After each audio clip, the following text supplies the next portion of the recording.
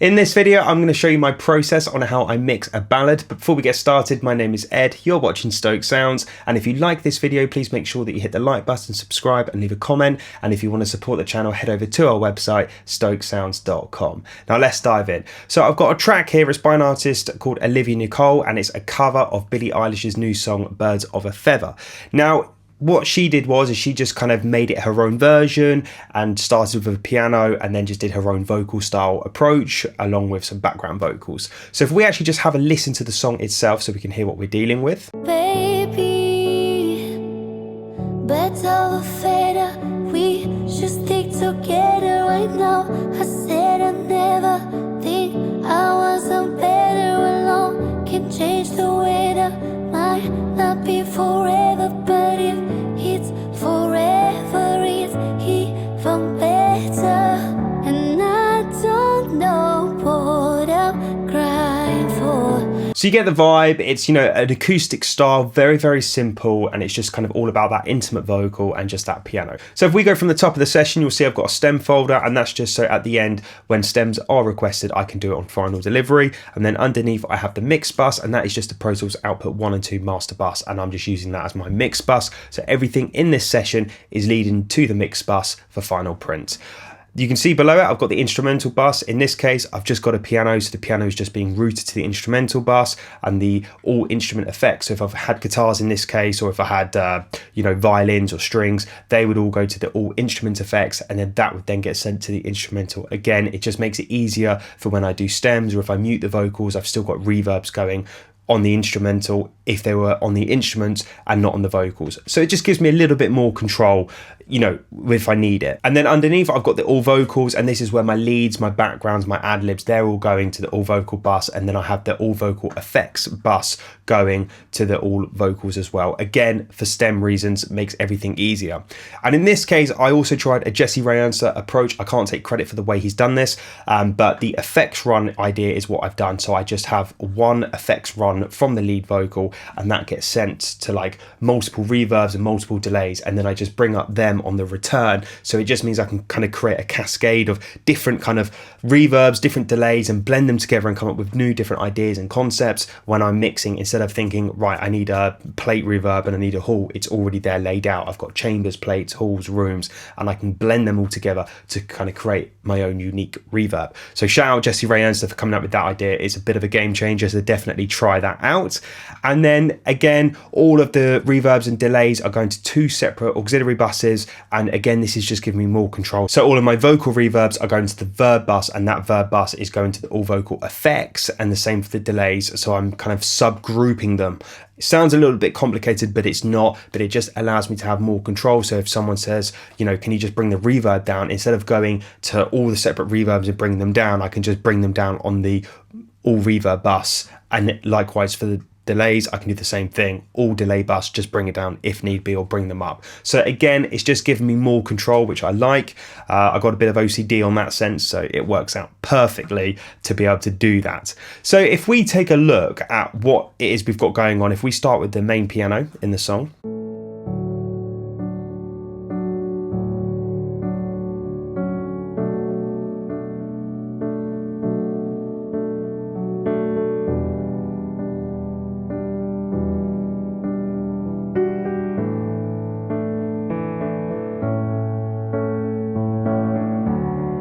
So you can hear lovely sounding piano, great player, and it just works. So, you know, I'm really happy with how that sounded. So let's take a look at how I process this piano. So first up, I've got some compression going on, and I'm just using this compressor just to catch any peaks. You know, it is a MIDI piano, but it's different velocity, and sometimes he's playing a little bit harder and a little bit softer. And so when he was playing harder, I just wanted to kind of control that dynamically. And so I'm just doing a tiny bit of compression on here. If we take a look at how much gain reduction I'm actually doing.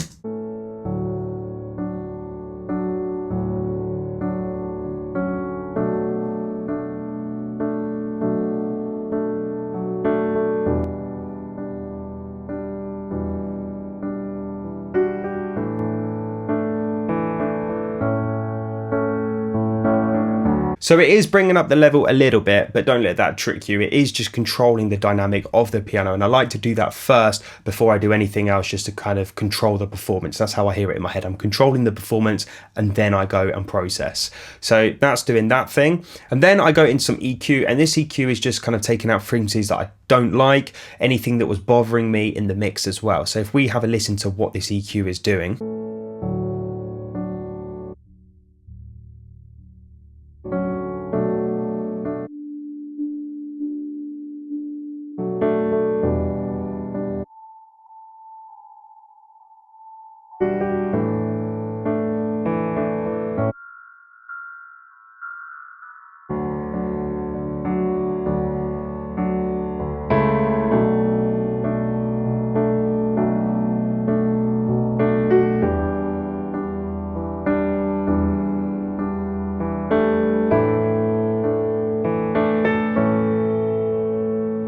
Very subtle, but it's just kind of controlling certain frequencies that were poking out when he was playing the keys a little bit harder, or the chord change. You know, everything's to do with harmony and the type of chords he's playing, the inversions. That will obviously affect the way that you EQ a piano. So don't copy and paste this EQ for a piano, because every piano will be different. But they were the frequencies that I felt like that were bothering me. And, you know, just general cleaning really, just a high pass, low pass, and that's just kind of taking out kind of mud, anything that's just not needed, and also kind of horrible frequencies at the top end, again, that were just not needed because he was playing more in the middle than kind of really up high or really down low. Then after that, I wanted to go into some tonal shaping, and I decided to go with the Spectre, the Waves Factory Spectre. It just works. It acts as an EQ, but you're EQing saturation instead of actual EQ. So in this case, I just had a little bit of a boost around 134 hertz, and that's just giving me some bottom ends, a bit more punch, and just making it a bit warmer and a bit more overall nice. So that's what I did there. So if we take a listen to what this is doing with it on and off.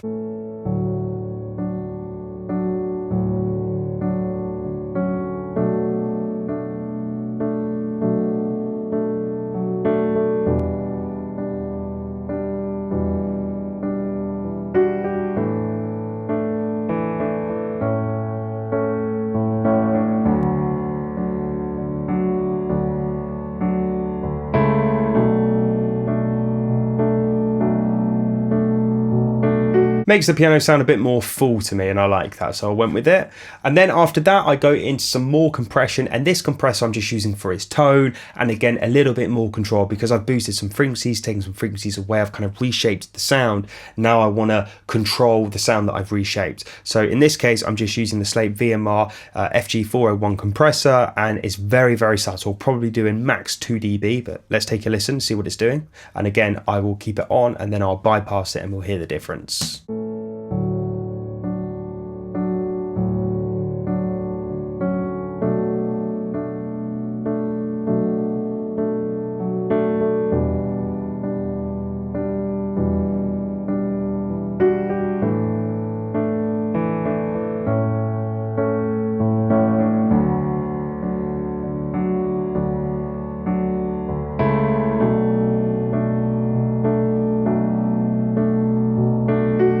So it's subtle, but you just heard then at the end bit when he went a little bit louder, it really kind of caught that, and again controlled it more after I had done kind of more processing. So for me, it's really important. I kind of do very small things in plugins, but with a few of them doing small things. You know, sometimes less is more, but in this case, I just felt like this is what was needed for the piano.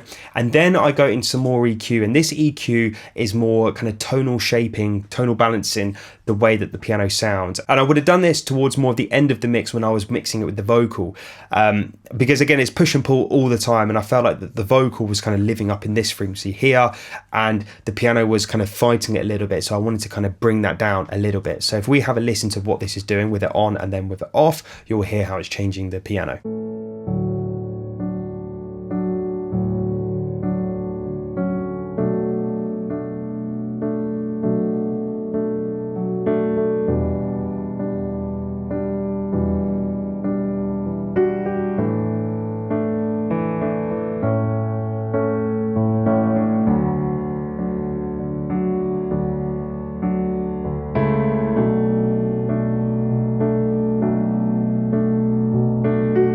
an interesting one. Some people might be hearing that and say, oh, it sounded better without that EQ. But again, it's within context. How does it sound with the vocal? What's the relationship between the vocal and the piano? And what's, going to be best? Don't focus on trying to make the piano sound the best it can and then the vocal sound the best it can. You've got to make it so it mixing, it's all about complementing each other in the mix. So in this case, I felt that the piano needed to take one for the team to allow the vocal to cut through. And so that was my approach there. And I noticed that there was some more boxiness around the 588 and around 970. So I just took that out because I felt like it needed it. And then after that, I go into some reverb. And again, I'm just using the Slate Reverb. Verbsuit Classics sounds great. And I'm just using a plate in this case. Let's have a listen with it on and with it off. And let's see what we got.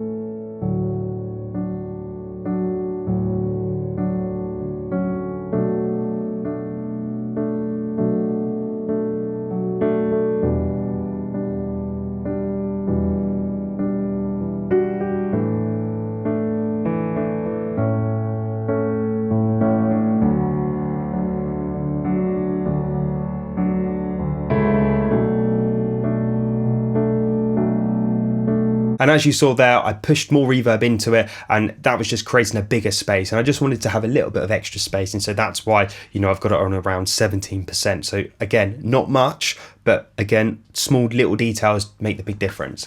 And then after that, I felt like, again, this would have been towards the end of the mix once the vocals were in. I felt like I wanted some more movement. The vocal was very kind of staccato and very, lots of rhythmic elements happening. And I felt that the piano was a little bit kind of behind that, and I wanted to create some movement.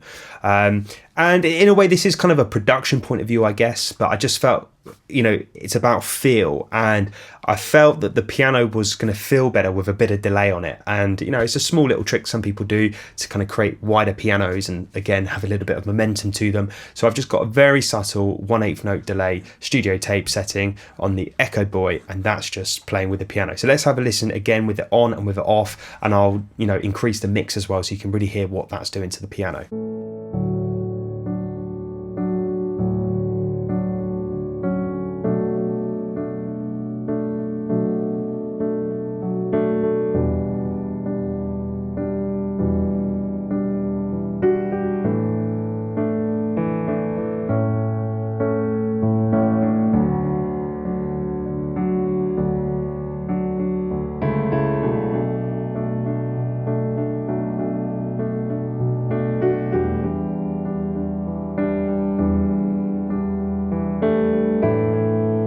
So when you turn that mix up, it sounds a bit messy, but just having a little bit goes a long way. And that's what I felt like it needed in this track. So I went with it. And then I've got the Pro MB at the end, and this is just kind of controlling the dynamics. So when he's playing the lower octave notes, when he's pushing them, it just gives me that little bit of control, and it's frequency dependent. So, I don't want kind of big bass notes of the piano really pushing out the speakers. I want them to be controlled when he's playing it, and a little bit for the mid-range. There wasn't too much high stuff, so I kind of left that. As I said earlier, less is more. So the less you can process a track, the better it sounds, in my opinion. It's more cleaner. But there are some moves that I had to do to make it work within context of the mix. So if we take a listen to what this multi-band compressor is doing.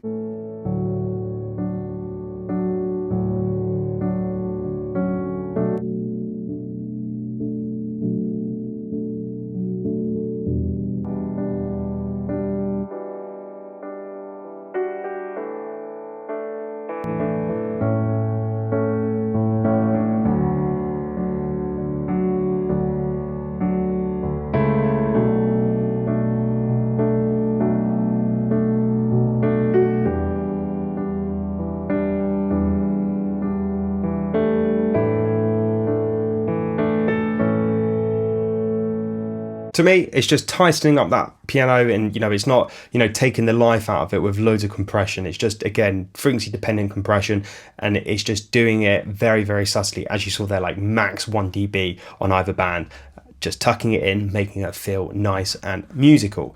And that's all I've got going on for the piano. So if we play the piano now with all of the plugins on, and then I'm going to take them off, and you'll hear what it's doing.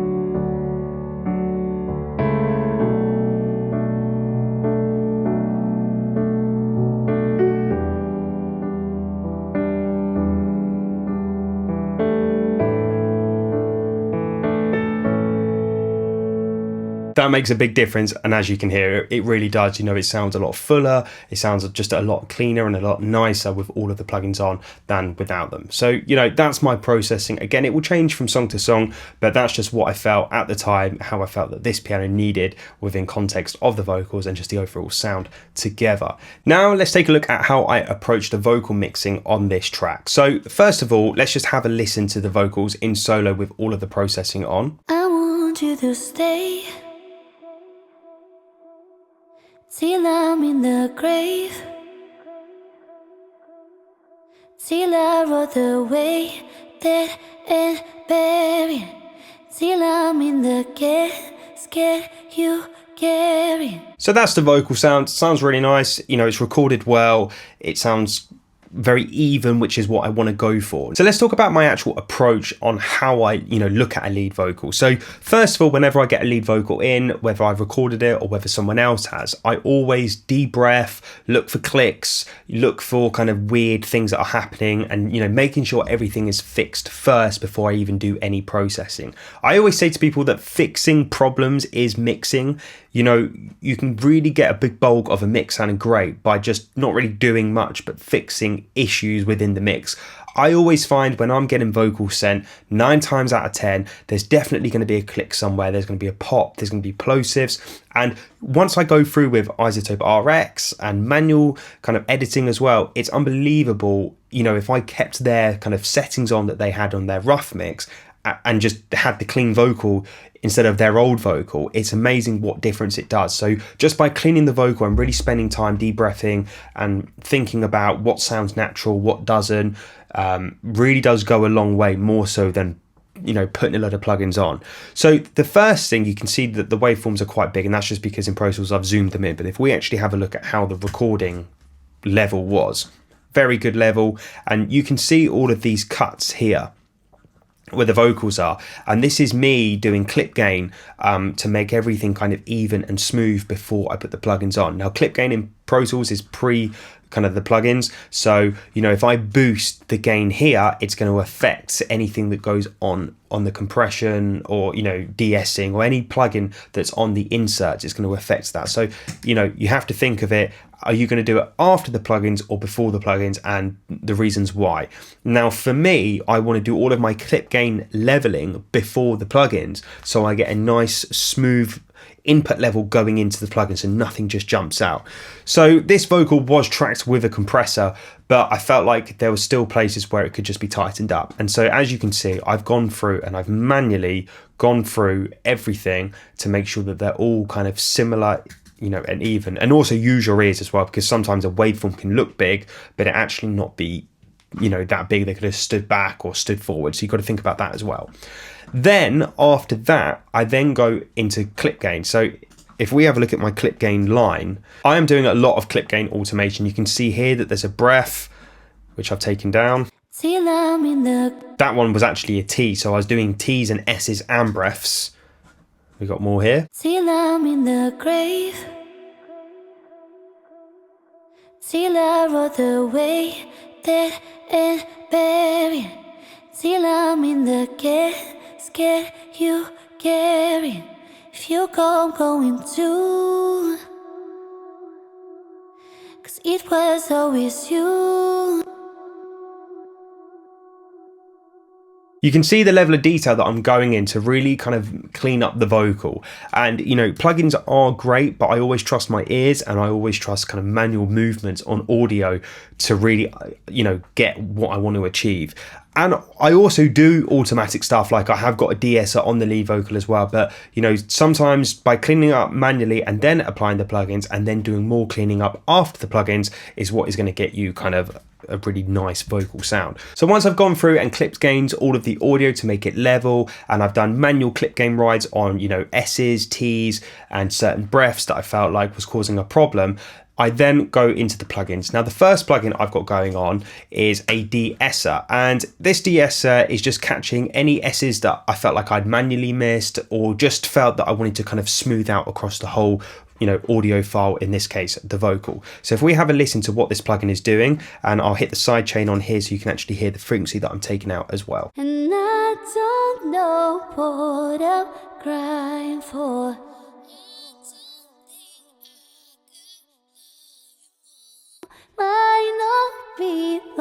long, but baby, So you saw there, just in that little bit of audio, it only took out like 2 or 3 dB again on a certain word. It was hardly doing anything. And this is kind of just my kind of security blanket. So as I say, I've gone through manually and then I'm applying this now just to add a little bit of security, but I'm not doing much. I'm doing very, very subtle moves just to catch any peaks of those S's that I felt that did need to come down were caught on this de-esser. And then after that, I felt like I wanted to have a little bit more character in the vocal. Now, the vocal was recorded on a U87 into a Neve 1073, so it's already, you know, quite a pristine vocal anyway, as far as technology goes, but I wanted to kind of make it a little bit more dirtier and have a little bit more kind of grit to the sound. So I really wanted to capture her characteristics of her vocal within the mix itself. So I decided to use the Slate Tape Machine for this, and it really adds a really nice kind of mid-range to the vocal. So if we have a listen with this kind of on and with it off, and you'll hear what it's doing. and I don't know what I'm crying for. I don't think I could love you more. Might not be long, but baby, It's really nice. To me, it adds some sort of like 400 hertz kind of thing into it. It adds a really nice kind of tone, which I really like. So that's kind of on the main vocal track. And then this vocal track goes into my lead bass. So if we take a look at what's going on the lead bass, first I then approach some EQ. Now this EQ is kind of my standard EQ for vocals. I'm always kind of filtering kind of bottom end out, taking all the rumble or the mud that I don't need. And this frequency area here is very dangerous when it comes down to vocals, that kind of 500-ish hertz, that boxiness that not many people like. And then up here, Olivia's vocal, obviously she's female vocal, she's got a lot of 3 to 4K in her voice, just because it's a bright and higher voice, and it's very piercing, and our ears are super sensitive to that frequency range. So I've always got to be careful with those kind of frequencies. You know, you don't want to take too much out because you don't want to lose diction of the vocal, but you also don't want it to be too piercing. So you can see here, I've just done some basic filtering. Let's take a look at what I've done. and I don't for good long, but I love. So you can see I'm just taking out frequencies that I don't like. Now let's play it in solo with it on and then with it off, and you'll hear what it's doing. And I don't know what I'm crying for. I don't think I could love you more. Might not be long, but baby, I love you till the day that I die. Again, cleaning up the vocal, you'll see that I actually use some dynamic EQ here, and that's just because there was just on certain words it was really popping out, and you know, I didn't want to just go and EQ that all out because I was going to lose again diction and character of her voice. It was going to change it too much. So I thought if I did it dynamically, it would just capture those words that were really sticking out. It would kind of just glue onto and make it so that, you know, it wasn't going to poke through too much. And then after that, I've gone into the standard wave CLA 76. Again, this is such an iconic compressor, and I just love it. It has a really nice tone to it. It sounds very modern, sounds very pop. So I'm probably doing between 3 to 5 dB of compression on this. But let's just take a listen. And I don't know what I'm crying for. I don't think I could love you more. Might not be long, but baby, I love you till the day that I. You can see that compressor is really doing a lot. It's really kind of capturing, you know, that tone as well of the 1176. And you can see I've got it on the fastest release possible, and that's just because I didn't want any ducking going on with the vocal. I wanted it to kind of just release quick, and so it allowed the vocal to kind of float really nicely within the compression. And you can see I've got it on 4 on the attack. Sometimes I'll have it on 3, but it just depends on the song. Because this song is kind of quite chilled out and smooth, I didn't want the compressor to clamp down too quickly. I didn't want it to be too kind of spitty and too sharp. I wanted it to have a little bit more of a natural kind of smooth feel, and so I kept the attack at 4, and as you saw, it was around 5 dB of compression. Again, that changes on song to song, and you just go with what feels right on the day that you mix it and what feels right to you, again in context with the music and the actual kind of style of the song. Then after that, I then go into some Ozone Vintage EQ, and on here I'm just doing some really kind of brightness to, this kind of pop sheen to the vocal. And sometimes I'll use the Marg, sometimes I'll use this one. But this one just felt good, and I've got a little bit of a boost at around 3K just because I felt like I was losing some diction. So let's have a listen to what this is doing with it on and with it off, and we'll hear what it sounds like. And I don't know what I'm crying for. I don't think I could love you more.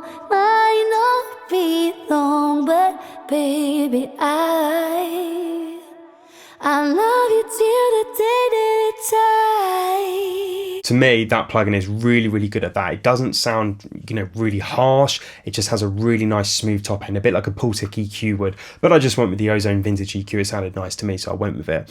And then after that, I then go into a compressor again, which is Slate. And this one I actually kind of stumbled upon a few years back when I was doing another mix, and I kind of stopped using it. And then recently I've kind of got back into it.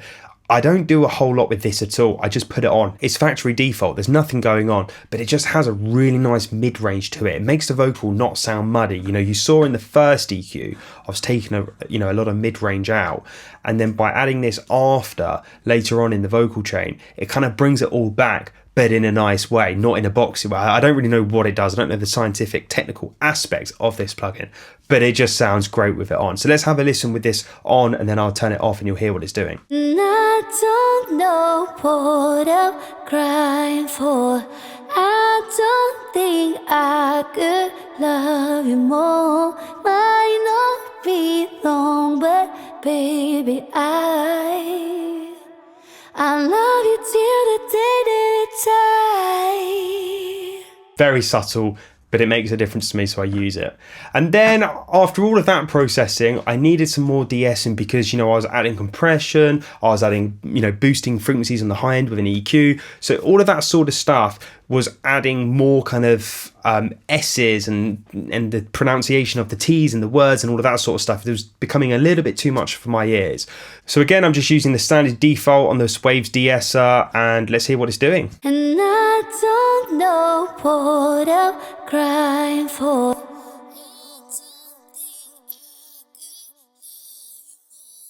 Might not be long, but baby, I love you till the day that I. So as you can hear there, it's really kind of clamping down on those words because, as I said, there was so much processing before this, it was bringing all of that up that I'd done with the clip gain. Now, could you imagine if I hadn't done all of that clip gain, what this would be doing now? It'd be out of control. And so that's why I always feel like it's really important to control the vocal before you add all of this stuff, so then you know how much of this stuff to add and what feels right and when you're doing too much. So again, that's clamping down. And then finally, you'll see that I've also got another de-esser, and this will depend from song to song. But Olivia, she's got a very high, bright voice, and the lyrics in this song, there was a lot of T's, a lot of S's, and around the 10k mark can be a little bit dangerous as well, especially on female vocals. And so I wanted to control that even more. But again, I'm using a de-esser because I don't just want to go in and just EQ all of these frequencies out across the whole lot because it will just sound weak. I only want it on certain elements. So if we take a listen to what this one is doing. And I don't know what I'm crying for. I don't think I could love you more. Might not be long, but baby, I love you till the day that I. So that's what I did on the lead vocal track, and you'll also notice that here I've actually got the pre-choruses on a separate track, and that's just because on the recording she was singing the verses kind of very close and it was feeling very in your face, and in the pre-chorus you can tell she was kind of standing back, and I wanted it to be consistent. And so the way I did that was I used the same processing that I did on the verse as I did on the pre, but on the pre-choruses I put the RVox on it so it sounded like she was in the same position when singing the whole song. So if we take a look at what this one is doing here on the RVox. Better or fader, we should stick together right now. I said I never think I wasn't better alone. Can change the weather, might not be forever, but but if Again, very subtle, but I could just feel that when I was hearing it without the RVox on, it was like, you know, picturing a recording room singing and then she's pulling back a little bit and then coming back in, and I just wanted to control that. So that's why I used the RVox for that. And then again, that's got the same processing on. And then after that, you'll see I've got another track here going to the lead vocal bus. And this is just my reverb throws. This is just adding texture, adding kind of my salt and pepper to the mix, I call it. And so on certain words, I've got reverbs throws. So if we take a look at the reverb that I'm using the Seventh Heaven, Ice House. It's a long reverb. It's 8 seconds long. I've got it on full wet because it's on the track. And then I've got pre-EQ and post-EQ. So I wanted to have this, the mid-range of the vocal reverb. I don't really like much bottom end or high end. And then it goes into its reverb. And then after that, I felt like there was a little bit too much high end, probably just from the setting of this reverb. And instead of going into this, I just left the preset as it was and just, you know, EQ'd it to fit within the context of the mix. So if we take a listen to the reverb throws that I've got going on. Very subtle. That with the lead vocal. without my baby. And I did that because I felt like there was a bit of dead space going between the verse into the pre-chorus. And I just felt like I wanted to kind of keep the momentum there, keep the excitement for the listener, and just add these subtle things. And you'll notice that there was some volume adjustments, and I've gone through and I've manually ridden these, you know, so the reverb goes up and then back down. Again, adding movement to the mix, adding interest. You know, the other one here, if we take a listen to what this one sounds like. And then let's listen to that with the lead vocal. Forever is even better, and I don't know. Very subtle, makes a big difference though, really goes a long way by doing this. Now, if we look underneath, you'll see that I've got the same thing happening for the delay. Now, I wanted a reverb throw on certain places, like as a transition, and then I wanted to add a delay throw on certain words in verses and choruses, you know, depending on where I felt like it needed. And again, just adding more excitement. So in this case, I've got a H delay going on, and this is a quarter note going into some reverb to push that quarter note back a little bit. And then I've got some EQ just to EQ the reverb and the delay, you know, just again to fit it in context with the mix. So if we take a listen to the delay on its own on the words.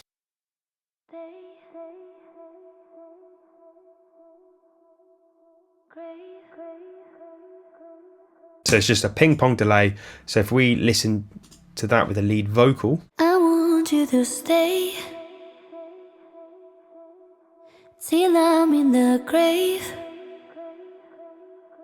Again, subtle stuff. Let's have a listen to that with the piano. I want you to stay till I'm in the grave, till I roll away dead and buried, till I'm in the casket you carry. If you go, I'm going too, 'cause it was always you. Alright. As you can hear there, it's just adding that really nice kind of feel. It just feels good to me. It kind of excites me when I listen to it. You know, a lot of people will probably be like, I never heard a delay there, but you know, I like that. So, you know, and it depends. Some artists may say to me, can you not do that? Or can you do that? Or can you add more of it? Or, you know, I like it in the second verse only, not the first verse. But again, that just depends on the situation and the song. But in this case, I added this throughout. So I've got it in the verse, I've got going on in some choruses. So again, just depends where you want it. And then after that, I then have the ad-libs, and the ad-libs again is the same processing as a lead vocal. I put it on a separate bus, and that's just because I wanted to do some volume rides. You can see I've got the trim going on, but the actual volume rides are here. And this is just so it blends well with the lead vocal underneath, just to make it so, again, it fits within context.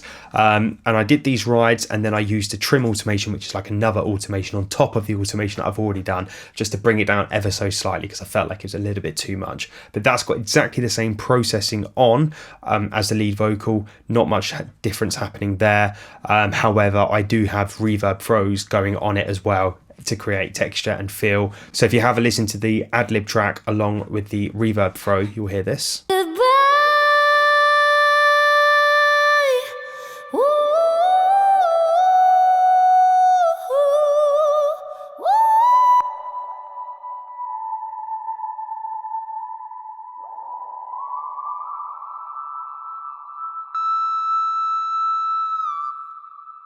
So you can hear there, it's just making a space for that ad-lib just to kind of make it a little bit different from the lead vocal and just add a little bit more texture and feel to it and make it sound bigger. So that's why I did that there.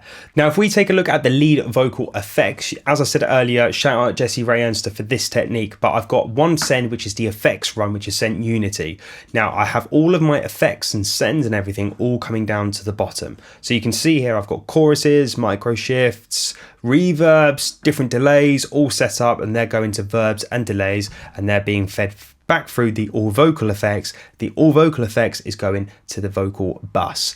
Now, the way I've got this set up is, again, I can just control it via the send. Now, if we take a look at the different effects that I'm using to kind of create this cascade of effects on the lead vocal, you can see I've got some micro shift on, and that's about it. I'm not using any chorus. You can see it's at 0. I'm not using any parallel compression or any space modulator. So I've literally just got some micro shift going on the vocal. So if we solo the lead vocal and I'm going to play and I'm going to increase the micro shift, you're going to hear what that's doing to the vocal. Better fader, we should stick together right now. I said I never think I wasn't better alone. And that's just a micro shift, and that looks like this. Is again standard preset, and it's just making that vocal a little bit wider and just sounding a little bit more expensive.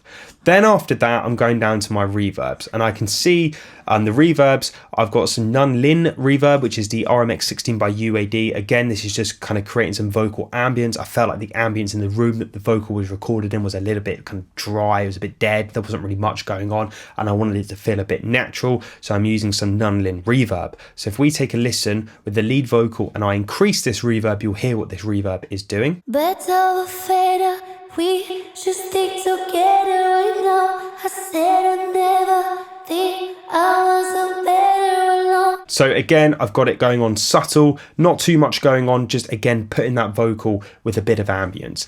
And then I've got some bracasti going on. Let's take a listen while I increase the bracasti and see what that sounds like. Better fader, we should stick together right now. I said I never think I wasn't better alone. And that's just a 7th heaven sunset chamber preset. I've got it on a 3.10 seconds decay time. That will change from song to song. I'll just play around to see what sounds good to me. I've just got it on the 20 millisecond pre-delay just to allow the vocal to come in a little bit earlier than the reverb.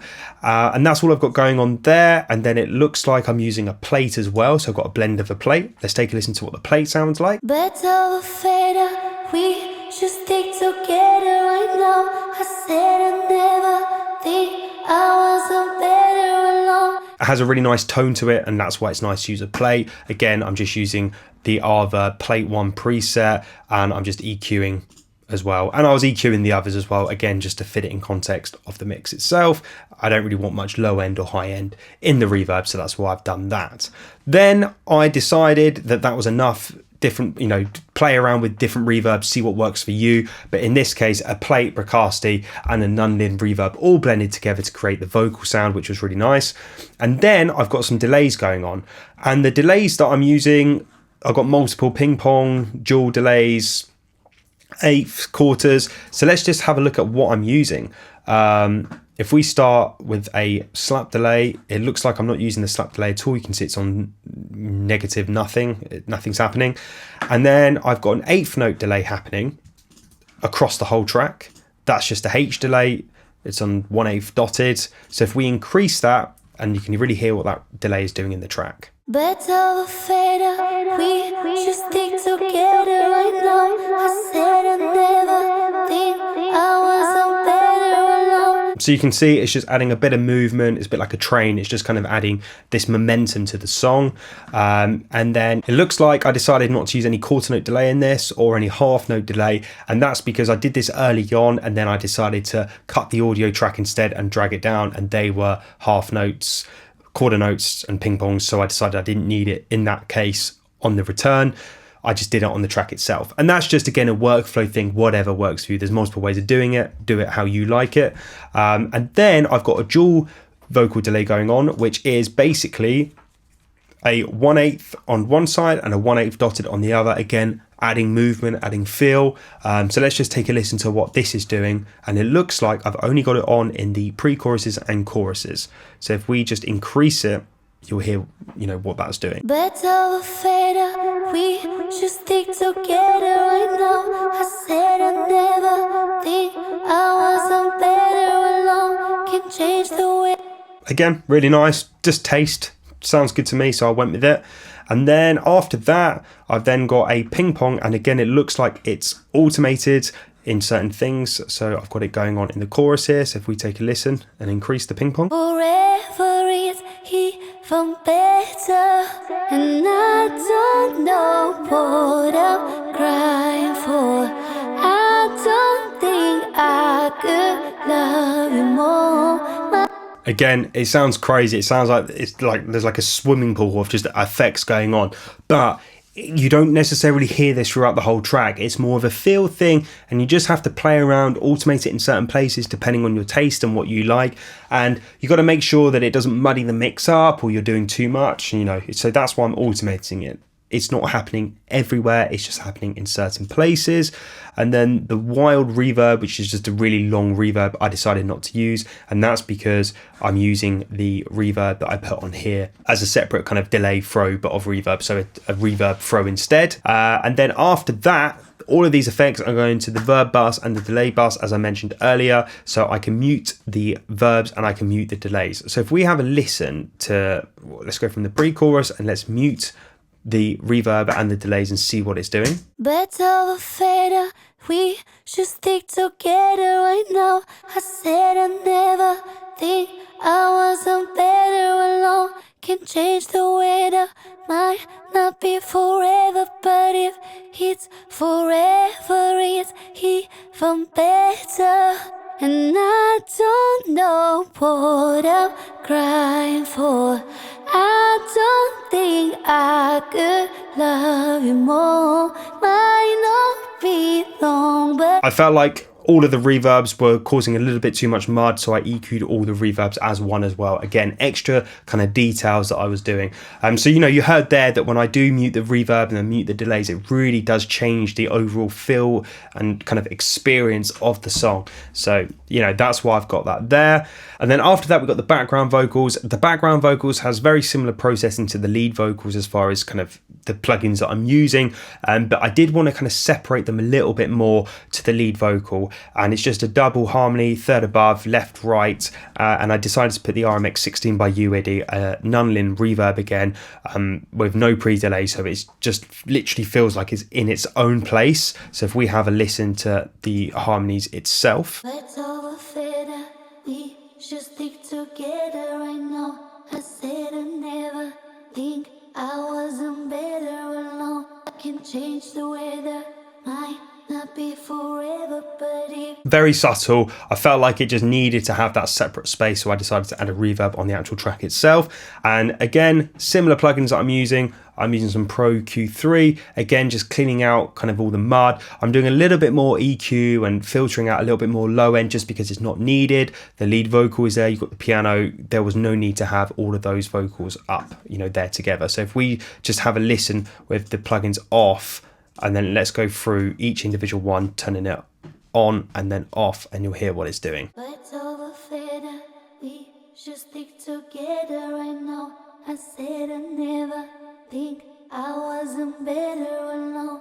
Can change the weather, might not be forever, but if So you can see it's really cleaning up the mid-range, the low end, and just any horrible frequencies that were sticking out. And I'm a little bit more aggressive with background vocals than I would be with lead, and that's just because they are being blended underneath the lead vocal track, so it's just not needed to have such light touches. You can really go a little bit more aggressive with that. And the same for compression as well. If we take a look at the compressor that I'm using, again, same compressor, 1176, but a little bit of a faster attack. That's just to capture and just kind of compress them a little bit more. So let's take a look at what this compressor is doing and how much gain reduction we're doing, and I'm going to leave it on and then turn it off, and you'll hear what it's doing. let's overfit it. We should stick together right now. I said I never think I wasn't better alone. Can change the weather, might not be forever, but if it's forever, it's even better. So I was nearly over 10 dB of gain reduction there. So you can really tell that I'm really pushing the background vocals a little bit harder than I am, you know, with the lead, a little bit less delicate. And then I go into a de-esser. Again, this is, you know, the standard preset from Waves, de-esser. Let's hear what this is doing. Birds of a feather, we should stick together right now. Alone can change the weather, might not be forever, but if it's forever, it's even better. Again, just controlling the peaks of those S's, and you can see as well I've done the same thing. I've gone into the clip gain, I've taken the breaths out that, you know, that wasn't needed. You know, some engineers, they really take all the S's out, all the breaths out, all the T's out because it's in the lead vocal and you don't need multiple of it. But in this case, I just took the breaths out. You know, again, depends on genre. I think most songs you don't really need the background breaths in. I know some people like to leave it natural, but the thing is you don't need 5 breaths going on at once. People understand it when it's just one breath. It sounds fine. It's, you know, it still sounds natural. So for me, I try and clean up the audio as much as I can as far as, you know, in terms of breaths and S's and T's, and you know, out the background I really clean them all up, and then I just allow some of it in the lead vocal, and it just balances out overall just a kind of a neutral sounding kind of mix with it sounding natural. So, you know, that's my process. People do different things, but that's kind of my approach on that. And then I use the Waves Factory Spectre again, and I'm just boosting a bit more top end again, just because I felt like the backgrounds were sounding a little bit dull in the mix when the piano was playing, and I wanted to kind of cut that through a little bit more. So I've got a boost at 10k. So if we have a listen with the Spectre on and off, and you'll hear what it's doing. Birds of a feather, we should stick together right now. I said I never think I wasn't better alone. Can change the weather, might not be forever, but if it's forever, it's... So you can hear there, it's just adding some brightness, and then just to change it up from the lead vocal again, just to kind of separate it and make it a little bit different, I've got the air phaser on. Again, very subtle, it's at 14% mix, and it's just adding a little bit more, you know, different character, a bit of kind of phaser happening to the background. So let's have a listen to what that's doing with it on and with it off, and I'll also increase the mix as well so you can really hear what this plugin is doing. Birds of a feather, we should stick together right now. I said I never think I wasn't better alone. Can change the weather, might not be forever, but if it's forever, it's even better. So you can see, you know, it sounds really weird when it's all the way up in the mix, but just a little bit goes a long way and just makes it a little bit different from the lead vocal. And then we got some reverb and delays in the background vocals, and I've just duplicated the auxes just so I've got more control of how much reverb and how much delay I want specifically on the background vocals, and they're going again to the reverb bus. And then I've got some background reverb and some background delays, and I've duplicated them from the lead vocal, and that's just so I get more control of how much reverb is going on in the backgrounds compared to the leads. So if we take a look at what I've got going on, I've got some RMX 16 again, some Nunn Lin, just to give it a bit of space and a bit more ambience, again filtered. And then I've got the Hollow Vintage Verb, which is a different reverb actually that's on the lead vocal, and I've just increased the decay, and it's got no pre-delay on to really push those vocals back. And I use a different reverb again just to add a little bit of texture, just to make it a bit more separate from the lead, you know, an extra reverb from the lead, just to really push that back in the mix and make it kind of feel nice. I've got some EQ on that, some low end that was not needed. And then this one is actually the same reverb as the lead, which is the Sunset Chamber, just to give some similarity. And then EQ'd that as well, and then I've got one delay, which is just an 8th note delay. So if we take a listen to the background vocal effects, I'm going to mute them all, and then one by one I'm going to unmute them, and you're going to hear what that's doing. Birds of a feather, we should stick together right now. I said I never think I wasn't better alone. Can change the weather, might not be forever, but if it's forever, it's even better. Birds of a feather, we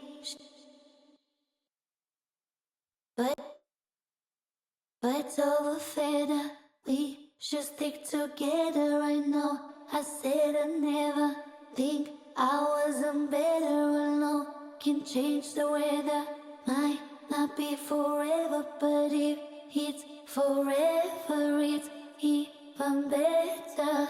And then you'll see that all of these effects are going to the all vocal effects. So the leads, the backgrounds, anything to do with vocal, the ad-libs, all of the vocal effects are going to the all effects bus. And I've just got a stabilizer on here by Ozone, and this is just controlling frequencies that are popping out. And then all of the vocal effects bus is going to the all vocal bus, which is up here. And you can see this is in a folder, so I can hide it and unhide it depending on what I want. So if we now take a look at the instrumental folder and the all vocal folder, I've then got additional processing going on there if I need to. Now this really is a case-by-case situation. If I get to an end of a mix and I just and a revision comes back and they go, can you just make the vocals a little bit brighter, instead of going on individual vocals or the leads or the backgrounds, trying to boost what frequencies and where, I just go to the all vocal bus and I just boost some high frequencies. So in this case, I felt like all of the vocals together, there was some taming going on. There was a bit of kind of sharpness going on around 2.7 to 6K. And so I used the Spectral Shaper by Ozone on the all vocal bus. And if we have a listen to what this is doing. Better or fader, we should stick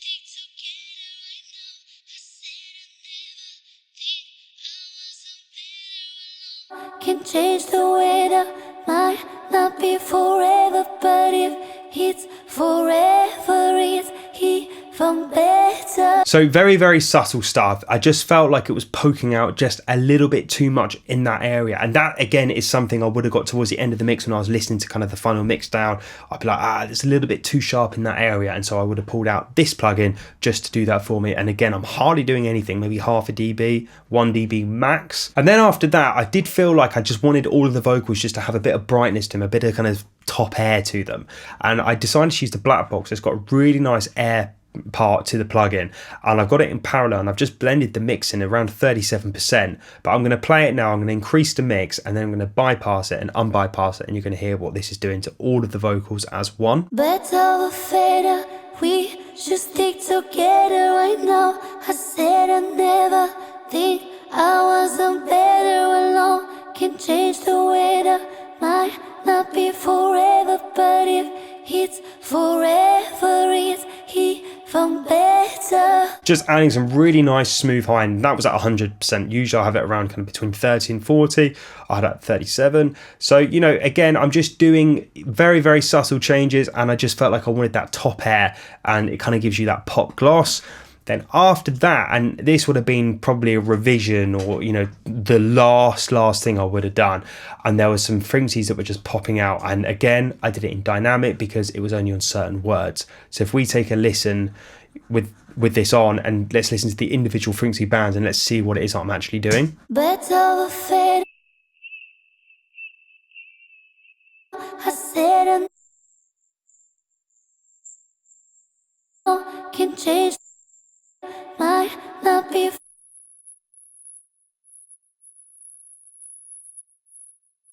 better. Again, very subtle stuff. Some of this stuff may not have been needed, but at the time I felt like it did need it, so I've gone with it. So, that's how I would have processed all the vocals. And sometimes in mixes, there's nothing on this, the all vocal bus. The all vocal bus is just there, again, just to give me some, additional kind of security. If I need to do something to everything, I've got it there, and it allows me to do that. And then on the instrumental bus, which in this case is just a piano, but usually there'll be guitars, pianos, synths, whatnot, you name it, anything that's instrumental would go into it. I have the little radiator going on, and this is a trick that I use because it really adds nice mid-range. If I play the instrumental only and have it on and then I'll bypass it, you'll hear what it's doing.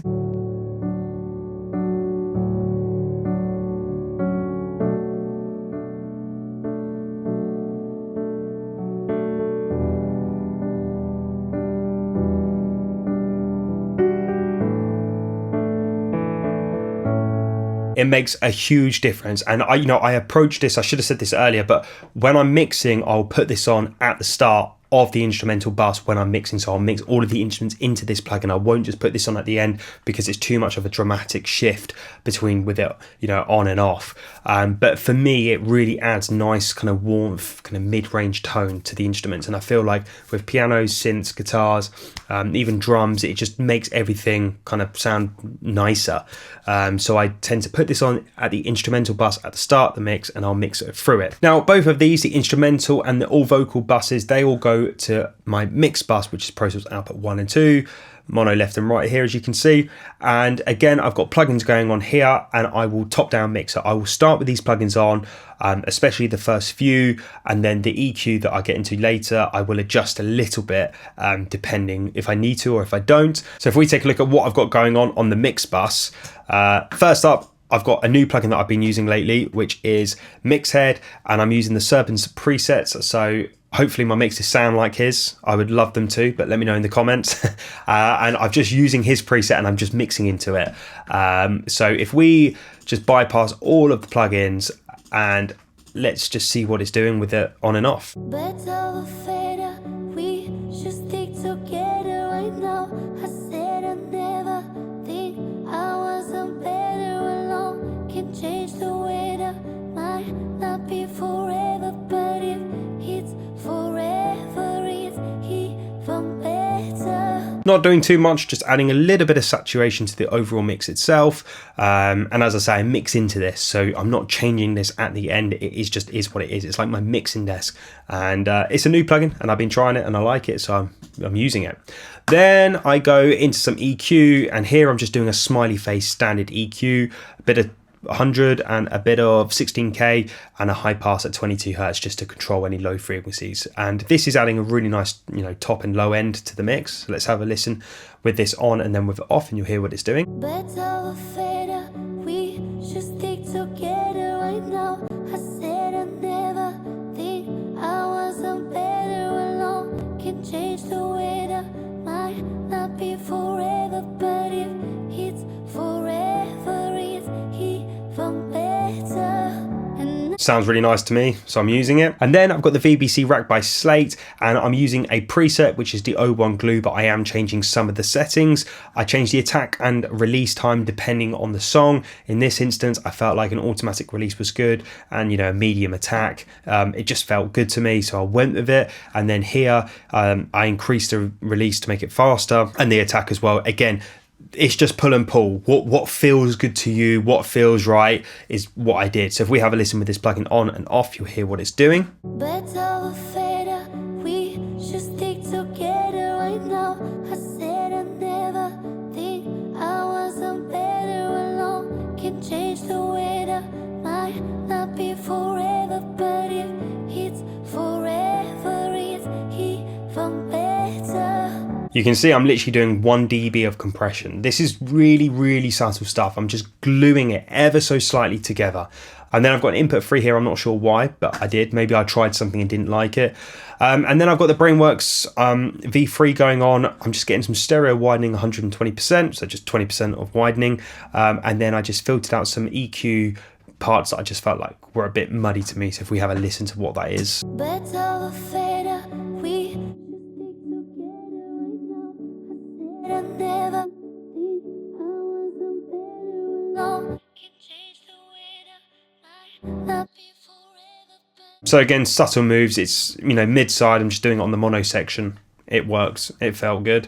And that's all I did there. So if we have a listen with this on and with it off, you'll hear what it's doing. better fader, we should stick together right now.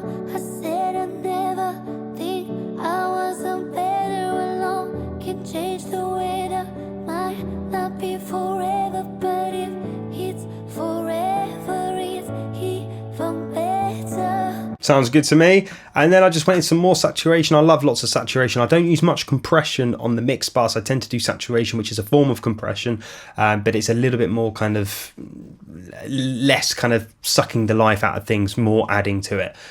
So I went with it, and again, very subtle.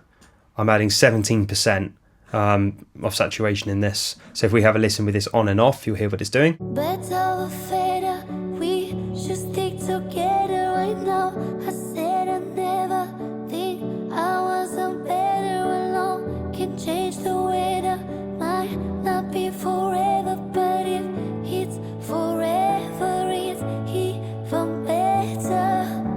Sounds nice to me. It really makes everything kind of forward and in your face, and I like that. Then I've got the Oxford Inflator, and this is just giving me some volume, kind of some enhancement as well, which just sounds nice to me and it works, so let's go with it. Birds of a feather, we should stick together right now. I said I never think I wasn't better alone. Can change the weather, might not be forever, but if it's forever, it's even better.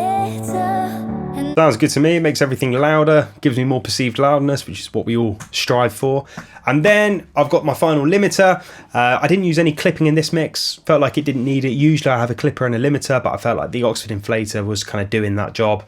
And I just felt that the clipper was adding too much saturation and distortion that I just didn't like on this acoustic song. And so, yeah, just limiting. I'm using the all-round preset, so if we have a listen with this limiter on and off, you'll hear what we're doing. Birds of a feather, we should stick together right now. I said I never think I wasn't better alone. Can change the weather, might not be forever, but if it's forever, it's even better. Standard limiting, not doing too much. You'll see that I'm actually getting around on integrated around -7-ish on the loud parts around the end section. Say goodbye. Birds of a feather, we should stick together right now. I said I never think I wasn't better alone. Can change the weather, might not be forever, but if it's forever, it's even better. -6 to -7 is a good aim to target for. It's going to stand up there with other commercial records, especially when it's played on, Spotify, Apple Music. So I kind of aim for around -6, -7 integrated on my limiter. And that's basically the mix. The other parts here is just metric AB, if I just want to AB it with another mix. And then I've got an analyzer here, again, just so I can see what's going on with the RMS and the frequency spectrum. If I'm, I kind of gauge regarding the slope, if it's kind of going down, I'm in the ballpark. But I don't really like to use my eyes when I'm mixing. I like to use my ears because that's kind of what other people are going to, hear the song as. But yeah, I really hope you guys enjoyed watching this of a full breakdown on how I approach a mix. There's a lot more that goes on than people think. It's just a piano and a vocal, but attention to detail is really key into taking something good to great. And those subtle moves that I'm doing, I really feel like emotionally attaches a listener to listen from start to finish in a song. So that was my approach of mixing this cover of Olivia Nicole, Birds of a Feather. Hope you guys enjoyed it, and let me know what you think in the comments. Don't forget to hit the like button, subscribe, and I'll see you all again next week for another video.